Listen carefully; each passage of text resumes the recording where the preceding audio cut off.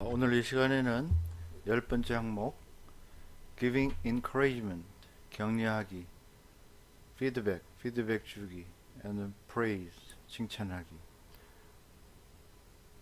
어떤 선생님이 얘기가 있는데, 나의 선생님은 나에게 항상 학생들을 칭찬하도록 했습니다. 그래서 나는 지금 그렇게 하고 있습니다. 근데 내가 교사가 돼서 첫 번째 그렇게 막 칭찬하니까 그야말로 막 흥이 떠오르고 그런 굉장히 좋았다. 또한 학생들 자체도 굉장히 느낌이 좋았고 굉장히 좋았었다. 그러나 최근에 내가 약간 의문이 들었다니. 내 칭찬이 과연 학생들에게 도움이 되나 안 되나에 대해서 의문이 들었다. 이런 얘기를 하는 선생님이 많이 있다는 거죠. 여러분들은 어떻게 생각해요? 그냥 원칙적인 얘기를 많이 하죠. 칭찬을 많이 해줘라. 학생들이 고래도 춤추게 하는 칭찬 아니냐 이런. 근데 우리가 상대하는 학생들은 적어도 한 반에 20명 내외죠. 근데 칭찬하는 것이 중요하다는 건 아닌데 결국은 어떻게 어떤 방법이 적절한 방법이냐, 또 어떻게 했을 때 그 칭찬이 그야말로 도움이 안 되고 독이 될 수 있을지도 있다라는 거예요. 그걸 한번 잘 생각해 보면 굉장히 중요한 항목인 것 같아요. 그래서 교사나 이런 전문가 사이에서도 예를 들면 학생들이 어떤 업적, 수업 시간에 뭘 잘했다, 또 어떤 아주 좋은 행동, 행위, 그 다음에 뭔가 막 하려는 잘 참여하고 태도도 좋고 그야말로 뭔가 약속도 잘 지키고 등등 여러 가지 좋아요. 학업이나 그 행동 여러 가지를 칭찬할 거리가 많은데 어떻게 해야 되느냐. 즉, at the heart of this issue, 이 이슈의 이 한가운데 있는 것은 바로 tricky question of praise. 그 praise에 대한 그야말로 약간의 어떤 의문사항. 그 praise라는 바로 그것이 에 대한 생각이다. 교육학적으로 보면 그 칭찬이라는 것은 교사가 인정도 해주고 칭찬해주고, 익스토리라는 말은 매우 높이 그냥 아주 칭찬하는 얘기죠. 그럼 뭐 선생님이 good, excellent, 그야말로 여기 나오는 말대로 뭐 fantastic, 그 용어를 다 쓰고 나면 그 다음 어떻게 할 거냐. 그렇게 하면서 칭찬을 해요. 보통은 어떤 일을 잘했다거나 아니면 어떤 높은 수준에 도달했다거나 칭찬을 할 수 있죠.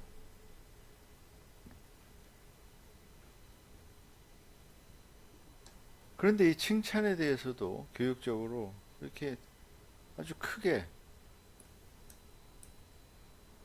for, 그 칭찬을 찬성하는 사람이 있는가 하면 칭찬을 against, 반대하는 사람이 있어요. 찬성하는 사람은 뭐 극명하죠. 찬성이 아주 이로운다. 왜? 학생들을 encouraging하고 motivating 하는 것이고, 그래서 학생들이 계속 잘 자라게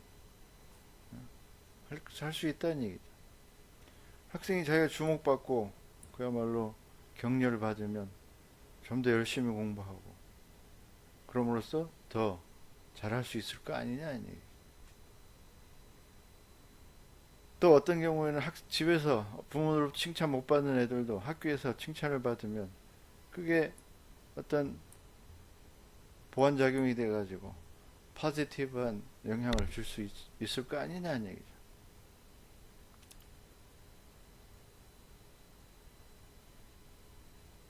그래서 이 칭찬이라는 것이 굉장히 파워풀한 롤을 한다, 이렇게 주장한 학자들이, 선생님들이 있는가 하면, 반대로 칭찬이란 것이 굉장히 조심스럽다, 부정적인 생각을 갖는 사람도 많아요. 첫 번째가 학생들로 하여금 선생님의 판단에 의존하고 자기 자신의 어떤 평가는 그야말로 평가절하하는 그런 경향, 즉 의존적인 경향이 생긴다니. 그래서 학생들은 어떤 일을 할 때 그걸 하고 싶어서 진짜 그 어떤 내가 이걸 하면 더 좋아진다, 이걸 하고 싶다 이런 생각보다는 오히려 선생님의 칭찬을 받고 싶어서 하는 경우도 많이 있다니. 다시 말하자면은 praise junkies, 칭찬을 받고 싶어하는 그런 요즘 그 젊은이들이 많이 쓰는 쓰레기를 양산해내는 그런 교실 분위기를 만들 위험성이 있다니. 세 번째로 학생들 하여금 자율적인 자율성을 방해한다니.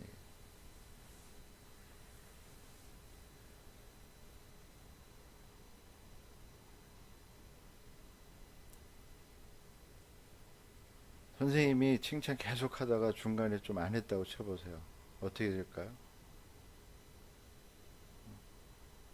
선생님이 좀 칭찬을 덜 하게 되면 뭔가 떨어지고, 뭔가 학생이 어떤 모티베이션이 떨어지고, 그야말로 그 처음에 했던 일들이 다 어떤 전기처럼 날아가 버리는. 그러니까 뭔가 칭찬해 줄 때는 잘 되는 것 같다가 칭찬해서 너 혼자 해봐 하면은 그건 자율성이 떨어져 버리는 그런 경우가 생길 수도 있다는. 또 하나, 칭찬은 완벽한 애들, 답을 맞췄다거나 완벽한 답을 했다거나 뭔가 일을 잘한 학생들에게만, 그런 경우에만 칭찬이 되면 뭔가 잘하는 학생에게만 칭찬이 가기 때문에 우열이 생긴다니. 다시 말하면은 학급에서 불건강한 라이벌리, 어떤 컴피티션, 라이벌이 생긴다니. 또 경쟁하게 되고,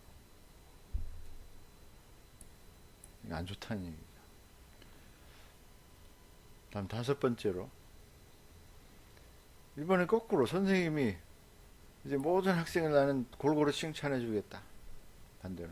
그럼 될 거 아니냐 이랬을 때 이건 어떨까요? 선생님이 뭐 할 때마다 well done, good, you wrote a fantastic paragraph, 뭐 이런 식으로 계속 칭찬해 줘요. 누구나. 그렇게 되면 어떻게 될까요?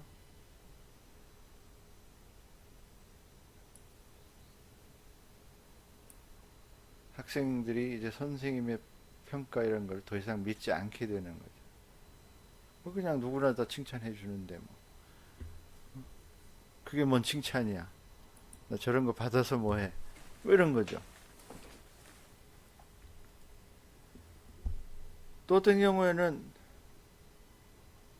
excessive praise를 이렇게 뭐 잘했을 때 해주면 어떤 게 생기냐면, 아 오늘 선생님 저렇게 칭찬하는 거 보니까 이 영어 배우는 게 뭐 이게 굉장히 어려운 일이구나, 그렇게 어려우니까 선생님 칭찬해 주는 거잖아, 이런 느낌을 줄 수도 있다.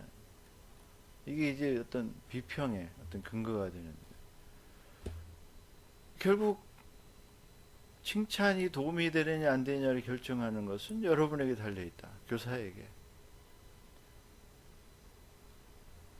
학생의 나이라든가, 우린 초등학생 수준이 좀 낮아요, 영어 수준이. 그 다음 학생들의 자기 어떤 이미지, 이건 중고등학생보다는 좋을 수 있어요. 굉장히 긍정적인 자기 이미지를 갖고 있고, 또 익스피리언스도 뭐 몇 단계 이제 안 나가서 어떤 좌절감이라는 것도 별로 겪지 않는 중고생보다는 덜한 상황이죠. 하지만 이렇다 하더라도 그야말로 대학생 가르치는 거하고 초등학생 가르치는 게 이렇게 다른데, 그렇다 하더라도 우리가 한번 생각해 볼 필요가 있다. 그 다음이 굉장히 중요한 얘기인데, 칭찬보다는 칭찬을 애들에게 도움이 되는 피드백으로 바꾸는 방법을 생각해 보자. 첫 번째가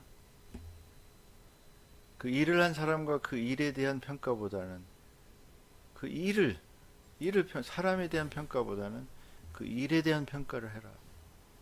한 일.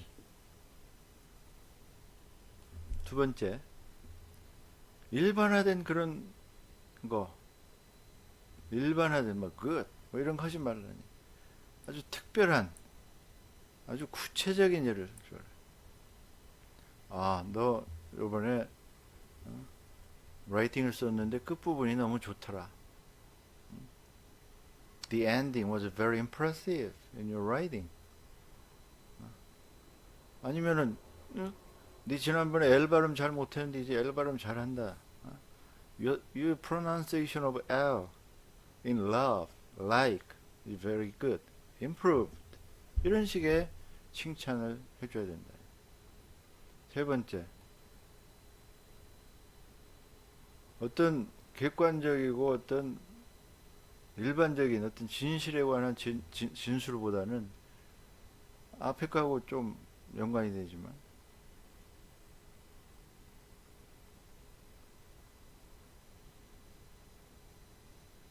예를 들면은 I really, 이 I 내가 느끼기에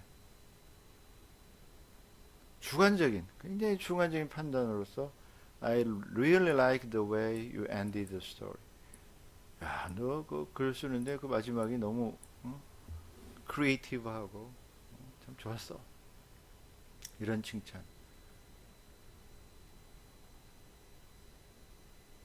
다음에 어떤 결과에 대한 칭찬보다는 과정과 거기에서의 노력에 대한 인정. 그 과정에서의 그 어떤 프로세스에서의 노력과 인정에 대한 내 아까 짝 활동, 분단 모든 활동할 때 보니까 여기 이런 거 잘하더라. 이런 거. 다른 학생과의 비교를 하지 말고 그 자체 또는 전과 비교해줘라. 자기의 전과. 그 학생의 이번 수업의 전과 한 달 전과 그 학생과 그 학생을 비교해라니. 그 학생의 과거와 현재를 비교해주면 좋겠다. 다른 학생과 비교를 하지 말아라니.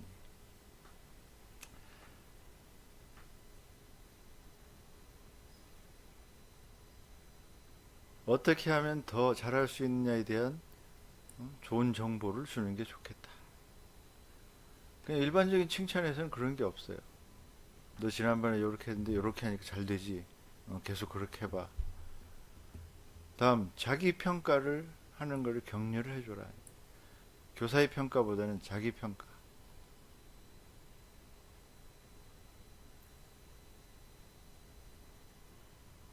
다음에 best, fastest, cleverest, 아주 최고의 애들에 대한 칭찬보다는 모든 수준의 모든 학생에 대해 가용한 칭찬.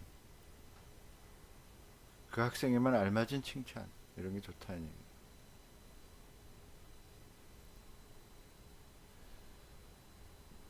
예를 들면 시간이 지나면 아무 의미가 없는 이런 칭찬보다는 또 판타스틱 이상의 칭찬이 있을 수가 없잖아요. 그보다는 그 가치가 계속 가도 새로운 이슈에 대한 칭찬. 이슈를 잡아서 너의 말하기는 한 달 전에 이랬고 지금은 이렇고 한 달 후에는 이렇게 될 것이다. 계속 그 시간이 흐르면서의 그 새로운 이슈에 대한 너의 지난번에 철자 쓰는 거 보니까 빗자를 잘 못 쓰던데 오늘 보니까 너무 잘 쓴다. 이런 어떤 시간이 흐름에 대한 어떤 이슈에 대한 중점. 그리고 항상 좋은 뉴스보다는 가끔은 배드 뉴스도 포함된 굿 뉴스를 주는 게 좋다. 너 이렇게 잘했는데 요거는 다른 철자는 다 잘 썼는데 그 F는 조금 이상한 것 같더라. 요렇게 한번 잘 써볼래? 뭐 이런 거. 약간 해야 될 일을 좀 제시하는 거. 다음에 어떤 습관적이거나 어떤 그런 얘기 말고 그야말로 진정한 긍정적인 마음에서 우러나오는, 뒤에는 무슨 다음 챕터에 보면 love라는 말도 나오는데 그야말로 사랑해서 그 학생을 진정 인정해주는 데서 우러나오는 그러한 말이 좋다. 그리고 마지막으로 사실 있는 그대로 말해라 하는 얘기죠. 책에 있는 말보다는 그냥 사실 있는 그대로 말해줘. 예를 들면 이런 거죠. 앞에 것들은 You are brilliant. 너 참 명석하구나. You are great. 너 참 대단하구나. You are so clever. 너 참 명석하구나. The answer is fantastic. 그 대답은 너무 훌륭했어. What a good girl. 너 훌륭한 소녀구나. 이런 말보다는 조금 길지만 걔가 알아듣지 못할 것 같아요. 알아들어요. 그래서 I really enjoyed reading this story. Your story. 네 이야기를 잘 읽었어. The part about swimming. 야, 그 수영하는 부분은 made me laugh out loud. 나 참 웃음 나오게 만들던데. 너무 재미있던데. 이렇게 구체적으로 해주라니. 그리고 I를 내 얘기를 해주라니. 네가 어떻다 얘기하지 마. 다음, 상대방의 느낌을 물어보라니. 너가 어쩌고 저쩌고 아니면 네가 어떠냐 이렇게 물어보라니. 10개 중에 10개 맞았는데 기분이 어때? 그다음에 모든 질문을 잘 쓰고 다 답했는데 3개가 틀렸더라.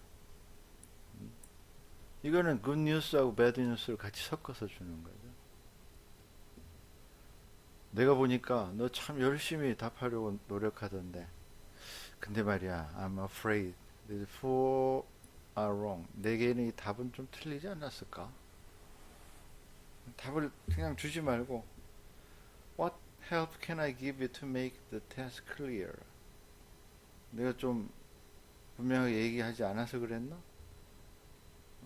좀 잘 몰랐었나? 다음에는 내가 어떻게 해주면 더 잘 알 수 있을까? 뭐 이런 식의 상대방을 존중해주는 듯한 이런, 그러니까 나의 느낌을 얘기하고 상대방의 느낌을 물어보는, 이게 좋은 칭찬 방법이다. 그렇다고 해서 항상 good, excellent, amazing, fantastic 이런 말을 100% 쓰지 말라는 말은 아니에요. 이 피드백 중에 어딘가 그런 말을 넣었을 수도 있죠.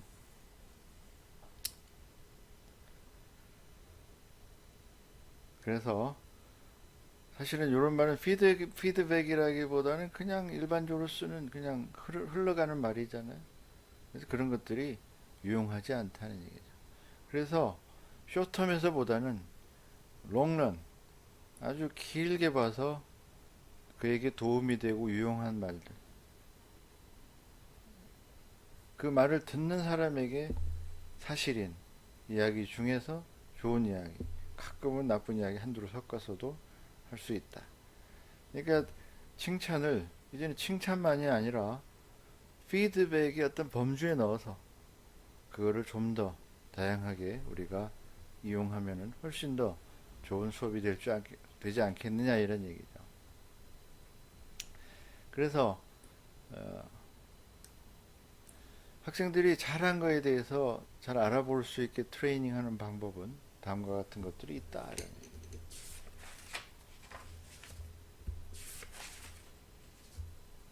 첫 번째가 앞에 다 나온 얘기지만 수업이 끝날 때쯤에 뭐 활동이 끝난 쯤에 할 수도 있지만 수업이 끝나면 그 활동들을 반상해 볼 수 있는 질문을 하는 것이 좋다. 학생들에게. 그 셀프 어세스먼트 한 그 세션을 가져란 얘기.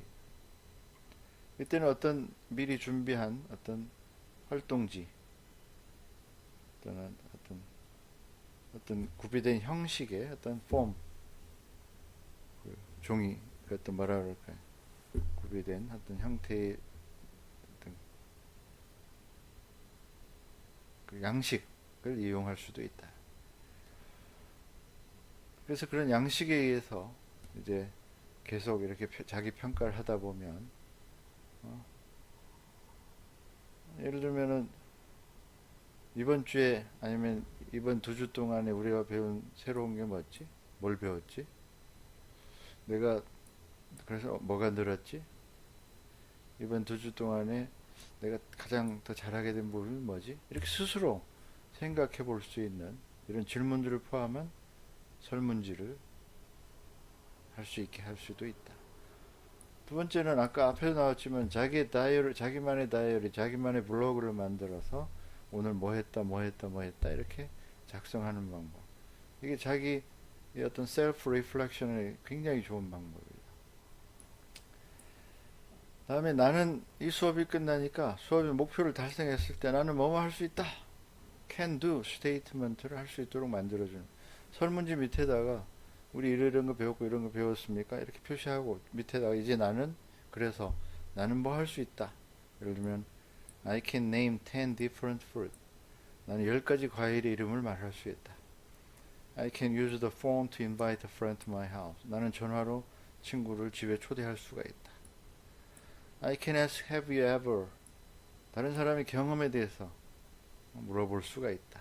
뭐 이런 식의 질문을 설문을 작성할 수 있는 이런 기회를 줌으로써 다시 한번 자기의 것들을 스스로 판단하고 스스로 반성하고 스스로 평가하고 할 수 있는 이러한 기회를 주면 좋겠다. 그래서 이런 것들이 사실은 평가죠. 평가, 자기 평가. 초등학생들은 시키면 이거를 다 잘해요. 이런 것들을 굉장히 활용할 필요가 있겠다. 그래서 이 칭찬에 대해서 무조건 칭찬할 게 아니라 그냥 아무 생각 없이 뭐 well done, good 뭐 이런 게 아니라 좀 더 그 교실 영어에서 내가 쟤한테 어떤 말을 해야 될 것이냐에 대해서 좀 더 연구하고 이럴 필요가 여러분 있다 라는 것을 이번 장이 보여주는데 굉장히 중요한 장이라고 생각을 해요. 다음 장은 좀 뭐라 그럴까요? 어떤 상담과 관련된 기법이 좀 포함된 거지만 요거는 교육상으로 굉장히 중요한 것이라고 생각을 하죠. 그래서 여러분들이 학교 다닐 때 칭찬에 대해서 어떻게 반응했는지 한번 생각해 보면서 또는 여러분들이 학교 다닐 때 어떻게 여러분들을 평가했는지를 생각해 보면서 아이들에게 어떤 평가를 해주고 어떤 피드백을 주고 거기에 어떤 칭찬을 담아야 될 것인가. 칭찬만이 어떤 매여하는 게 아니라 피드백에 어떤 칭찬을 담아갈 것인가. 이걸 한번 생각해 볼 수 있는 게 이번 항목의 아주 좋은 점이라고 말할 수 있을 것 같습니다. 자, 그럼